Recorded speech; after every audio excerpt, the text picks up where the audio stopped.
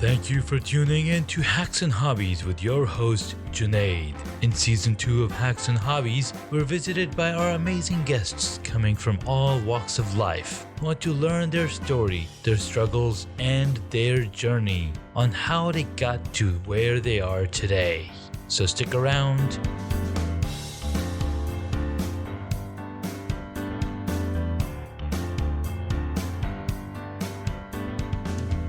In this episode, I get to speak with Nate the Great Peterman. For over 4 years, Nate has focused his energy on building long-term, trusting relationships. He has a unique way of helping people increase as a person, company, and decrease frustration when it comes to attracting clientele opportunities. I have been connected with Nate through LinkedIn and other social platforms for about a year, and I've been following his story and his success, and it's been super amazing to see what he's doing. I mean, he's doing this for 4 years, and it's just fascinating to see how far you can make it when you keep going with the rate that Nate has been going. And I'm honored to have Nate here on the podcast. Nate, thank you so much for coming on to the podcast. Yeah, no, absolutely. I'm glad that we can make some time to do this and drop some golden nuggets is what I like to say. Absolutely, man. So I just took a bite of my apple because, apple a day keeps the doctor away. And when you're old like me, you got to keep that doctor as much as you can. All right. So you've been helping a lot of people. You've been interviewing a lot of celebrities, a lot of people that have, overcome their challenges and made it their passion to do and extend their knowledge and their value to their audiences. So what inclined you to get into this business of being a publisher or being a podcast host? What's the story of Nate the Great Peterman? Yeah, no, absolutely. I'll you want me to do the short-term story or the long-term one? Let's see where we go, man. Let's say what inspired you first to get on this platform and start doing this? Okay, yeah. So to answer that question, it's funny. I've always had a passion ever since I was young. I'd say about 14, 15 years old. Mm-hmm. Some people would still call me young, but I hear it all the time that, I'm 23, but people look at me as like I'm beyond 50 and 60 years old in terms of wisdom and my soul and stuff. And I'm definitely grateful for that. But I've always had a big passion for really not just talking to people one-on-one, but actually talking deep life, stuff, whether it's relationships, whether it's stuff people are going through. And I was always that guy because one of my first jobs was working at McDonald's. And I remember times when after work, I would literally sit with whether it was, a dude or a girl and talk to them about like life, whether they were going through a relationship issue. I remember this one girl in particular, she was telling me, she's like, yeah, I'm going through it, blah, blah, blah. And I basically gave her advice. She started crying a little bit, but then it changed her. It really impacted her as a person. And I realized I'm like, wow, I'm really great at talking to people one-on-one and having like that counsel with them. And, fast forward to today, I was like, wait a second. I actually, because people kept telling me like, Nate, you have a voice. You should really use your voice for, nobody said podcasting, but I was like, man, podcasting would be great to really leverage. And then of course I have my own business as well. So that helped a ton. But I started my own podcast and that led me to interviewing some really close friends of mine that have been through it throughout their life. And I was able to, of course, hear their story. They were able to share their story, kind of like what I'm doing right now on your podcast.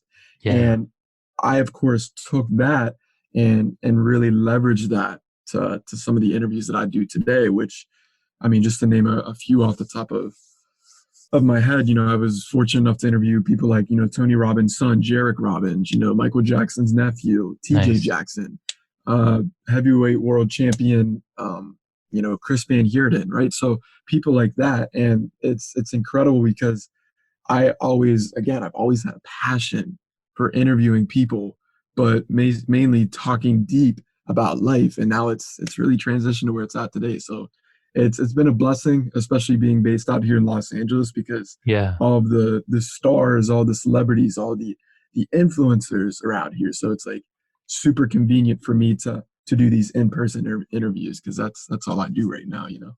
No, that's really amazing. Just because just being able to get those stories out there and be close to the action in Hollywood and LA, that's pretty awesome. And then you mentioned how, the first time you got to speak with somebody and you're giving her an advice and she just broke down and started crying. I mean, that's pretty. We got to listen to more of that story. What was that you told her, which made her cry? It's not that she. I mean, I'm sure there was something really deep that applied to her, but we need to hear a little more of that. What was that story? Yeah, for sure.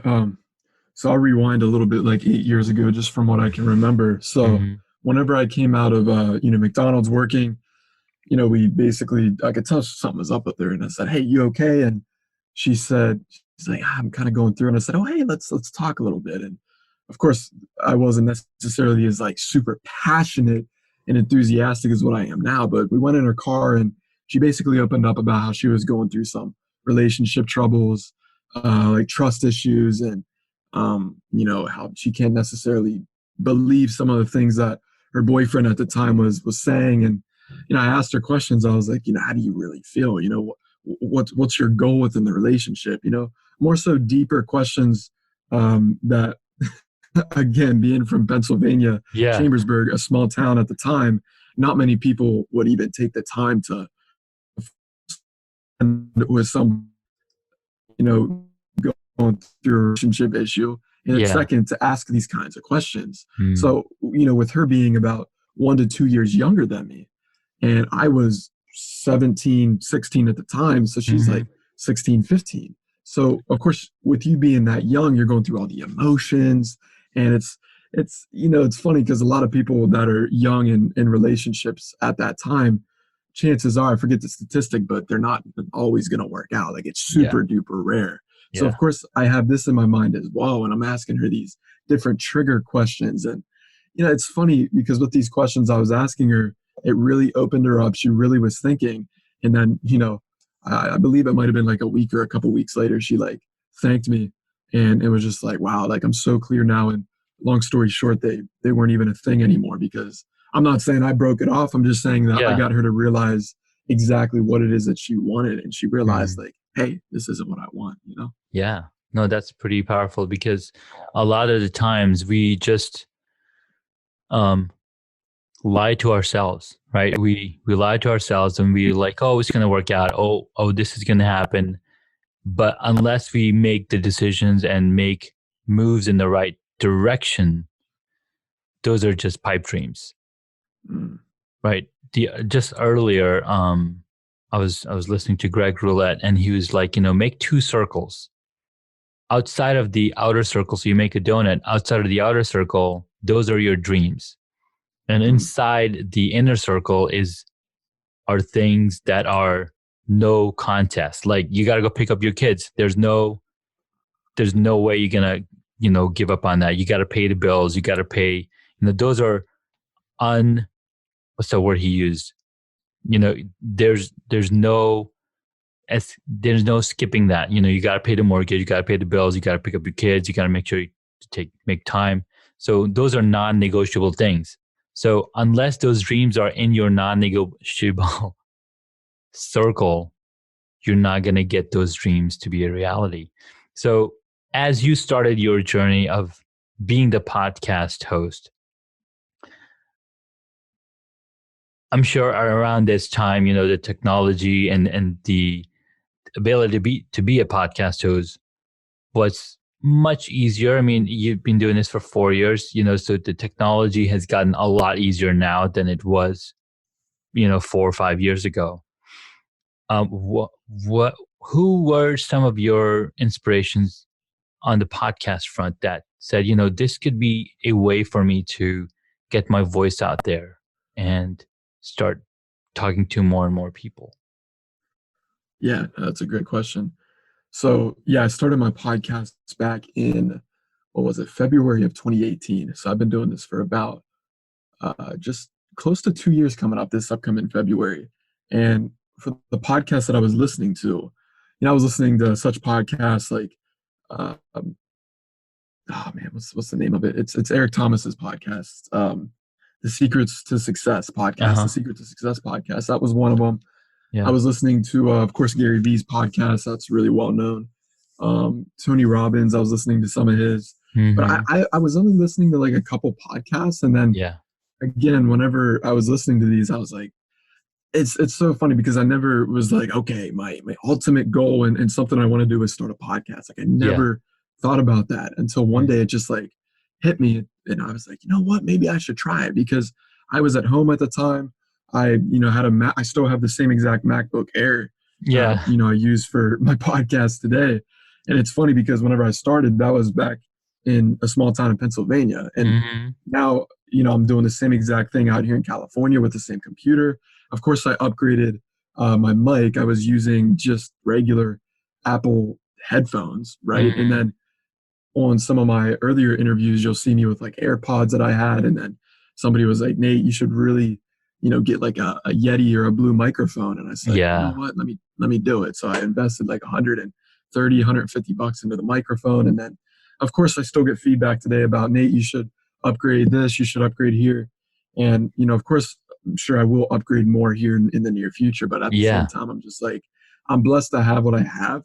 And Exactly. again, I didn't have necessarily a noise canceling kind of mic. I didn't have the best camera because I do video interviews as well. Hmm. I had these just basic and normal resources. And, in my earlier episodes, you'll hear, of course, the sound doesn't sound as clear or crisp as it is today. But yeah, I just one day was like, you know what, let me started a couple episodes, and I started interviewing a couple close friends of mine. And then that really triggered, and I realized, wow, I'm not just good at this and I don't just love it, but I actually want to make something out of it. People ask me all the time, Yeah. what's your goal, Nate, with the podcast? How much money do you want to make with it? And I'm like, dude, to be honest, I don't want to make no money with it, because Yeah. it's one of those things where, again, it's a hobby, and I know you can relate with that a ton. It's a hobby of mine that I genuinely love to do, and when you have a hobby that you love to do, nothing else really even matters. Whenever I do interviews in Exactly. person with people, I walk away smiling and blaring like the sun, because Yeah. it's an incredible thing. Yeah. You're absolutely right, man. There is no making money on the podcast world. I mean, it all comes down to what level you get up to and what products you have to sell. But that's a totally different topic altogether, right? It's Yeah. all about having those conversations, having a relationship, right? And like Seth Godin mentioned, podcasting is a new way of blogging. It's much easier to consume, and people listen to podcasts more fully than reading articles or reading blog posts, right? So it's a new way to share your story, to talk to other people and get it out in front of the audience. And when you mentioned, when you started, you were just using your headset that came with the iPhone. You just use the simplest things available. But what you did do is take action, right? A lot of the times, as videographers, as photographers, as consumers, we're told, "Oh, you need the best of this and this and this." What What's crazy is that having invested money in and blaming, oh, I don't have the best camera to be able to go out there and shoot a movie. Those are just, again, excuses that people make so they can pass out, or they can be like, oh, I don't have this, so I'm not going to do it, right? So it's like an Mhm. excuse. Yeah. And the time that we are in right now, we have the best tools available in our hands. The devices that we use to, right, to go on Facebook and create Snapchat stories, these are the devices that can let you do and create your own podcast or create your own little short film.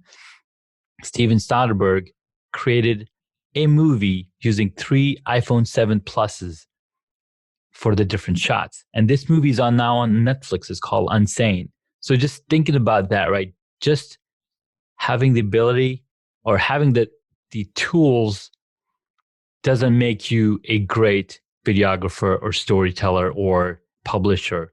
You got to be able to do it and put in the work just like you did. That's really awesome. I love it. No, absolutely. I agree to that because that's the thing. If you go to the Roots of Success podcast, that's my podcast, you'll see earlier this year, I'd say from May, like the end of May up until August, going into September, you'll see there's a blank period where there's absolutely no episodes that were uploaded. And of course, I was in the transition from going to Pennsylvania, moving across country to, Los Angeles, California. And I fell victim to, okay, since I'm going to be doing in-person interviews with these big time stars, I need to have, like a videographer. I need to have, some fancy dancy camera. I need to, like I kept saying, I need. Yeah. That held me back. And that was one of the worst things that can ever happen to somebody, which is called procrastination. That made me procrastinate for 3 months, not to upload any podcast. And to be honest, I was miserable those 3 months because I just wasn't working on my passion.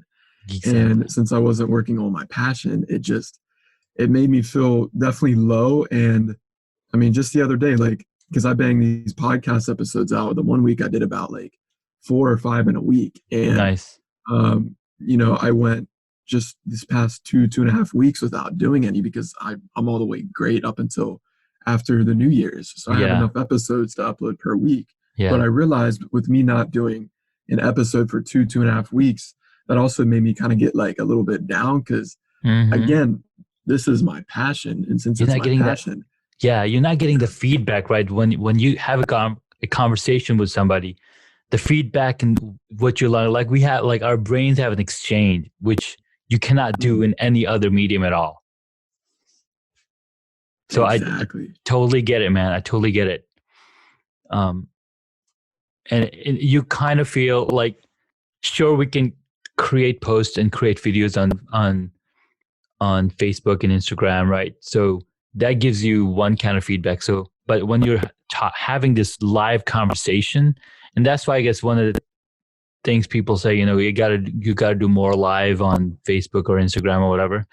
It's because you're getting that direct feedback, and that's probably one of the reasons why Twitch has been around for so long, because people being able to live stream their gaming experience, it's been pretty insane. Absolutely, I completely agree. But one thing that I was told, right?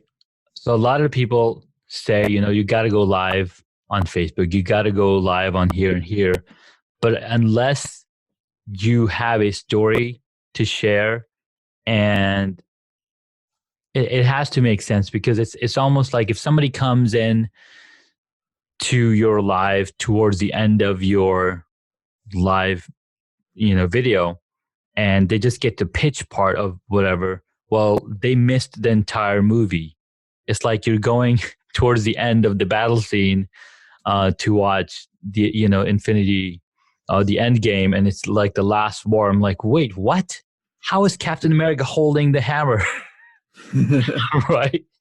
So you got to have the entire story, and I think video does that really well, and posting videos as opposed to going live makes sense. You got to have, some kind of strategy in why you're doing the live and why you're posting videos. And I think I'm just going all over the place now.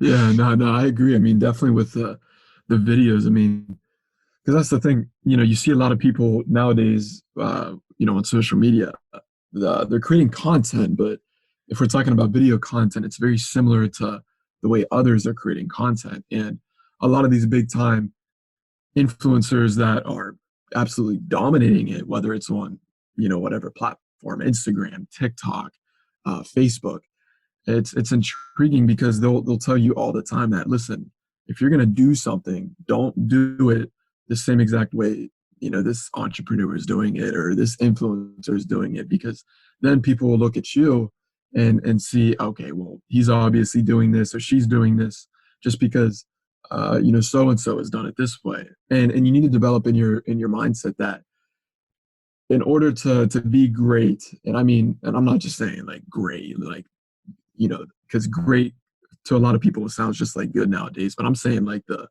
0.1%. In order to be great, remarkable, incredible, phenomenal, spontaneous, Mm-hmm. I'm talking like that Elon Musk, that Mark Zuckerberg level. You got to do things that aren't even existent in this world yet.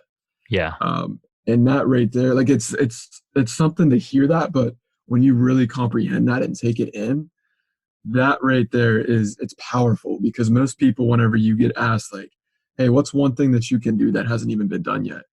It might take you hours, if not days, if not weeks, months to even think about something, Mm-hmm. because that's something that if somebody wants to make a huge impact in this world and not just, again, talk about it or speak about it, anybody can speak about anything, Yeah. right? Depending on whether you study or whatever story that you have.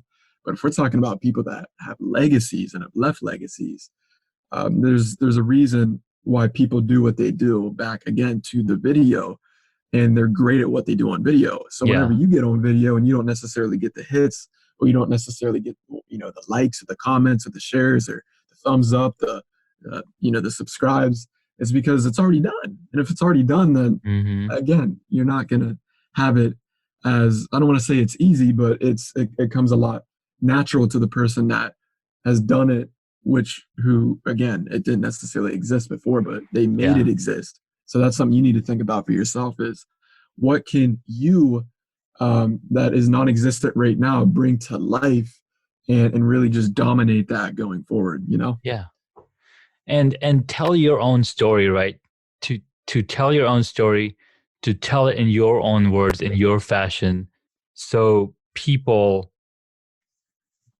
they want to see who you are as a human being, as a person. Because if you're a different person at parties than you are at work, than you are in your car, than you are, right, other places, well, then you have different versions. But if you line up that one person to be the same everywhere, then people will relate to you even better.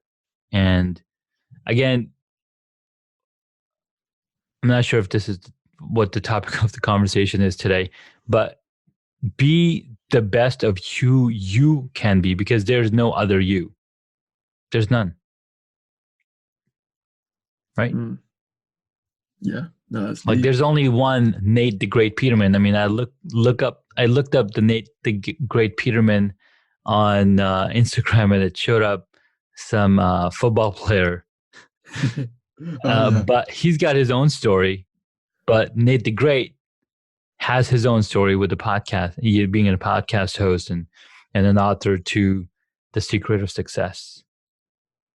Did I get that right? The Secret of Success, the book, right? Success secrets for the young entrepreneur. Success Secrets. The Roots of Success podcast. Which one is that? That's yours. Uh, yep. That's the one I was mentioning. The Roots of Success podcast. So yeah, man, Nate. So tell me some of your motivations and some of your day-to-day things that you do, because I understand that podcasting is your passion and you do a few interviews per week, but what's the rest of the week look like? Yeah, no, that's a great question. So, I can kind of walk through my day just a little bit. I've been working on getting up a lot earlier, because before I always used to label myself as like, I'm a night owl, and sometimes I wouldn't go to bed until after midnight, 1, 2 a.m., especially here in Los Angeles. But I'm making it a habit to wake up between like 5, 6 in the morning, and then really just get my day started by, whether it's making a light breakfast, and then, reading some books. I just read this book, The Law of Success by Napoleon Hill. Mm-hmm. Really, really great book. If you haven't read it yet, I totally recommend it. It's like the Bible for personal development.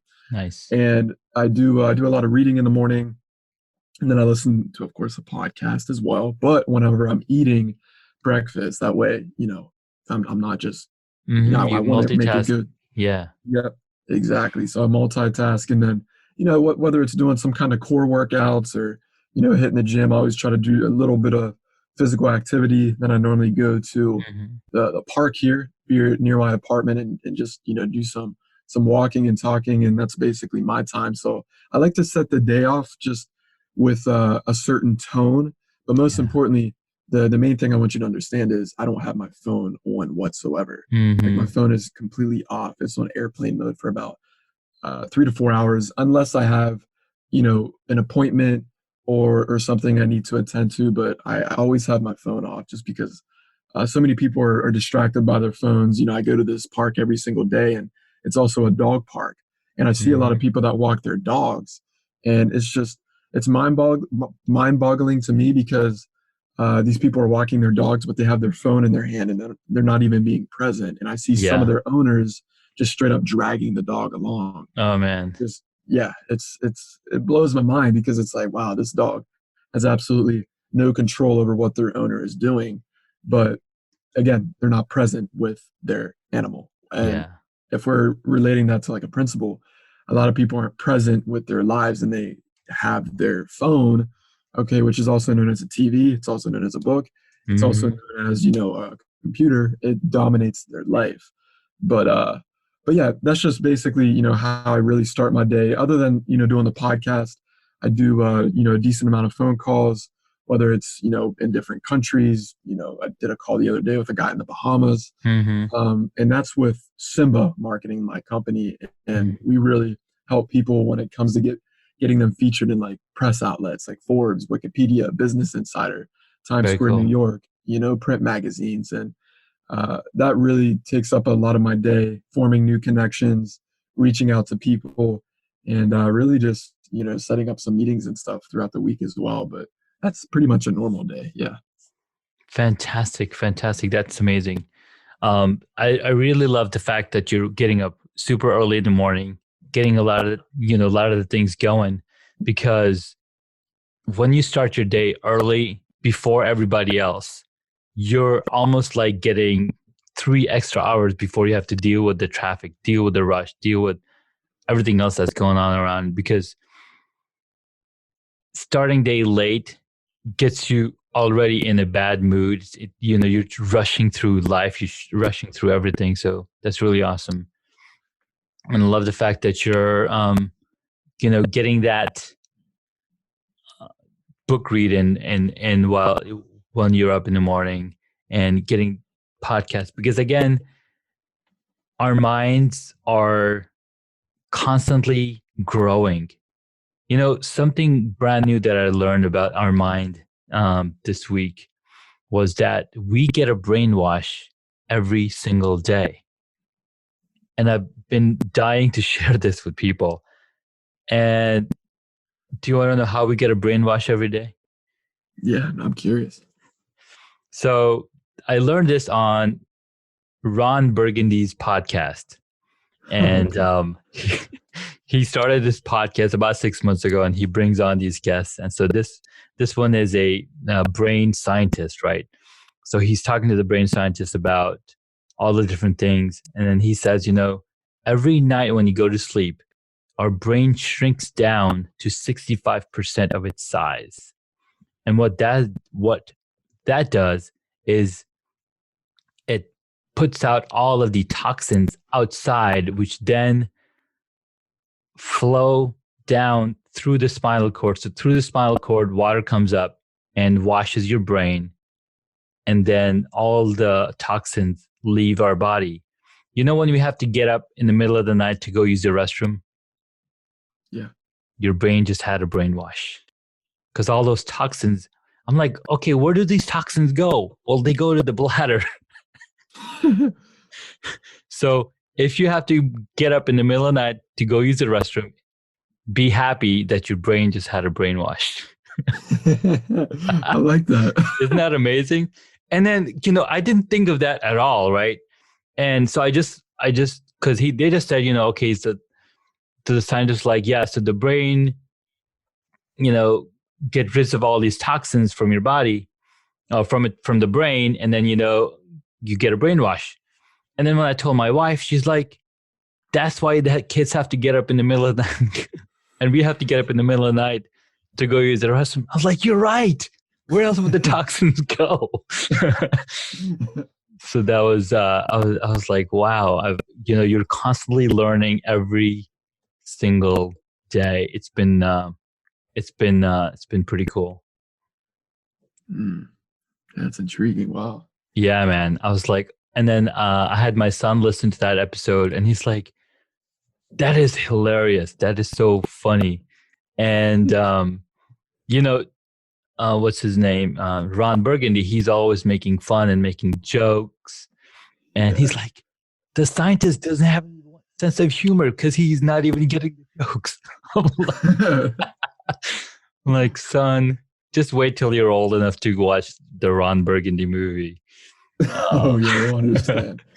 So I was just fascinated because Will Ferrell is able to, put this act together and share it on this podcast. It's just so amazing. And the podcast is just put together so well. I mean, he also has a co-host, and it's really cool when you have a co-host because you can then, bicker and, go back and forth as you're having conversations. It's really cool. On that note, man, I've got a few questions for you that I asked my guests. Okay. What is one hobby that you wish you got into? That's deep.